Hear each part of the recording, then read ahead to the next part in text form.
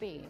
Esse problema afeta todos os meses cerca de centenas aí, de 70% das brasileiras. Muitas brasileiras sofrem com isso, viu, gente? É sobre esse assunto que a gente vai conversar a partir de agora com a ginecologista Joeline Cerqueira. Ela já tá ok, Júnior? Tá ok? Bom dia, doutora Joeline. Me ouvindo? Eu tô ouvindo. Ela tá me ouvindo? Ah, beleza. Tá ouvindo, doutora?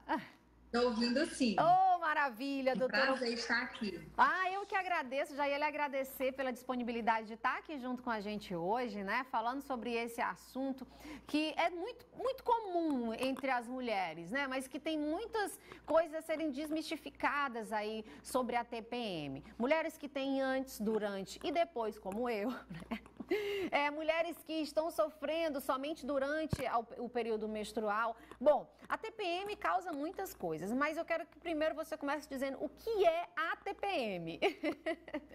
Pronto, vamos lá. A TPM, hoje chamada pelos ginecologistas pela área média de SPM, que é a Síndrome Pré-Menstrual, é um conjunto de sintomas que eles aparecem na segunda fase do ciclo menstrual da mulher. Então, assim, eu acho que você já não tem TPM, porque o clássico é ele aparecer na segunda fase. Por exemplo, uma mulher que tem um ciclo de 28 dias, ela vai ter os últimos 15 dias, ela pode estar acometida por esses sintomas, como você já bem citou.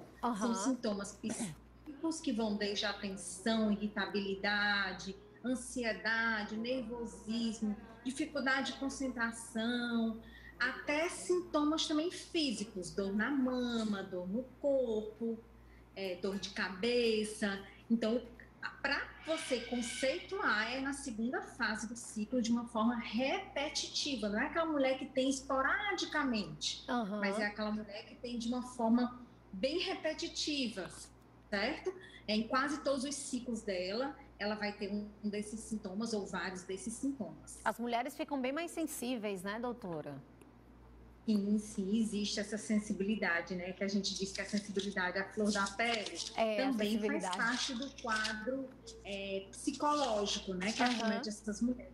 Algumas até com ansiedade e depressão também. Nossa, doutora. Doutora, e toda mulher tem TPM? Como que funciona essa questão aí no organismo das mulheres? Toda mulher tem TPM ou nem toda mulher tem TPM? Vai muito do organismo? Como que funciona isso?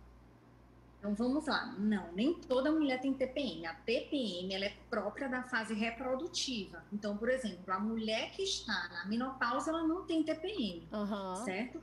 E, como acho que foi colocado aí no começo, 70% ou 80% das mulheres, elas vão ter algum sinal desses clássicos da síndrome, né? Da síndrome da pré-menstrual.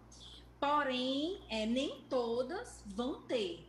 E dessas 80, apenas 8 a 10% vão desenvolver as formas mais clássicas, que é aquela na segunda fase, e até a forma mais grave, que é um distúrbio disfórico mesmo, que ela muitas vezes precisa até fazer um tratamento multidisciplinar, muitas vezes associado com um psiquiatra, até para descartar outras causas. Nossa, então realmente é algo que você precisa ter cuidado, né? Doutora, a gente já tem pergunta de telespectadora e ela está perguntando: bom dia, doutora, eu sou a Eliane de Timon, tenho 44 anos, estou na menopausa, estou sofrendo muito com isso, pois meu marido é mais novo do que eu e eu não tenho vontade de ter relações, por isso que eu quero sua ajuda. Pois eu amo meu marido e isso me perturba também. O que eu faço para melhorar a nossa relação? Doutora, aqui vai ser uma mistura agora, né? De psicóloga. Exatamente. O psicológico, ele afeta muito as pacientes também nessa fase da menopausa e do climatério. Então, como ela falou, se ela está na menopausa, que é há mais de um ano sem menstruar, que é o marco da menopausa, é a falta da menstruação. Então, quando a gente tem mais de um ano sem menstruar, essa mulher também vai estar acometida de alguns sinais físicos, né, da deficiência hormonal que ocorre nessa época. Um deles é a queda da libido, é a vagina seca, é o psicológico também alterado. Então, isso não é TPM, mas são sintomas parecidos, realmente, principalmente a parte psicológica. Isso confunde as mulheres, né, doutora? Confunde, porque também faz parte da síndrome climatérica, a parte psicológica. Entendi. Então, assim, é muito importante ela procurar um ginecologista, porque nessa fase que ela está, às vezes uma reposição hormonal é muito importante para ela ter uma boa qualidade de vida. Então tá uma boa aí, qualidade como paciente. Minha querida telespectadora, procura um ginecologista que com certeza você vai ter uma melhor qualidade de vida e um melhor relacionamento aí com o seu parceiro. Doutora, muitas mulheres ligam essa questão de TPM à cólica menstrual. Tem alguma coisa correlacionada ou não? Sim. A cólica menstrual é um sinal importante físico, né? A cólica menstrual, que a gente chama que ela é cíclica, ela também ocorre em forma de no ciclo menstrual. Quando é que ela vai aparecer? Dias antes da menstruação, mas com os primeiro, segundo dia da menstruação é aquela cólica que vai cedendo, certo? Quando acaba a menstruação, a cólica vai embora. Essa cólica é mais própria do período da TPM, como a gente chama, certo? Ela é cíclica, ela tem começo e fim. Também faz parte, ela também, quando isso é o sintoma que mais incomoda a paciente, a gente tem que focar no tratamento dessa cólica. Eu tenho cólica nos 3 primeiros dias, assim, cólicas incessantes, assim, que eu fico, assim, péssima. E, inclusive, tem até uma telespectadora que também mandou uma mensagem. Doutora, eu sinto muita dor de cólica. E ela tá até perguntando qual o remédio ideal para tomar, né? É a Renata de Teresina. Eu queria que você respondesse essas duas perguntas, uma minha e uma da telespectadora. Eu tenho cólicas, doutora, assim que me deixam totalmente sem graça, eu não tenho força para nada nos 3 primeiros dias, e é cólica mesmo de dor, assim, péssimo. E a Renata também disse que também sofre com muita cólica e está perguntando já que remédio ideal para tomar para aliviar. Bem, a cólica a gente deve valorizar, certo? Principalmente a intensidade dessa cólica. Se a cólica é muito intensa, então, assim, nós temos que já chamar a atenção dessa paciente, fazer pesquisa para outras doenças. Porque a cólica, por mais que ela seja no período pré-menstrual, ela é muito intensa, que leva a paciente a se ausentar, às vezes, das suas atividades laborais, às vezes ficar de cama. Isso pode chamar a atenção para uma doencinha chamada endometriose. A endometriose é uma doença que causa cólicas, geralmente cólicas mais fortes e até infertilidade. Então, se descartar dessa doença, certo? A endometriose, essa cólica, é uma cólica de leve a moderada, ela pode fazer parte lá da TPM, né? Ela é cíclica, ela aparece em alguns ciclos, outros não. Ela geralmente desaparece quando a paciente realmente menstrua, né? Então, lá nos primeiros dias ela já tende a desaparecer. Então, essa é uma cólica que a gente vai tratar com anti-inflamatórios, certo? Respondendo a pergunta da telespectadora. Existem várias linhas de anti-inflamatórios já bem conhecidos por nós ginecologistas, e a gente é a primeira linha de escolha, certo? São os anti-inflamatórios, que vai na mesma linha até da enxaqueca. As pacientes que têm enxaqueca, elas podem usar os anti-inflamatórios para o tratamento dessa cólica cíclica, que não seja tão incapacitante, mas que às vezes precisa sim de tratamento. Doutora, já pegando esse gancho de remédio, eu queria saber se realmente o anticoncepcional, ele ameniza esses sintomas. Eu digo por quê também, até pegando por experiência minha. Quando eu tô com os anticoncepcionais, né, juntando algumas cartelas, eu não sinto absolutamente nada. Bem, para cólica, o anticoncepcional realmente é uma ótima opção. Ele não é a primeira opção para as pacientes com TPM, certo? As pacientes com TPM, hoje em dia, a classe terapêutica mais indicada é o uso de um antidepressivo, certo? Que vai melhorar os sintomas psicológicos, psíquicos, aqueles do humor que a gente falou no começo. Eles são a primeira linha.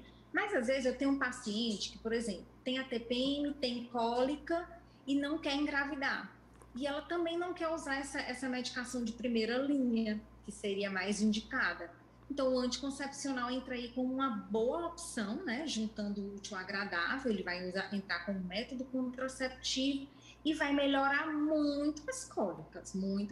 Na paciente que toma anticoncepcional e as cólicas não melhoram, aí você tem que ir atrás de outras doenças, mais uma vez focando da endometriose, que a cólica é um fator bem importante, é um sintoma bem importante nessa doença, certo? Então, o anticoncepcional é um aliado, sim, para cólicas e para contracepção também.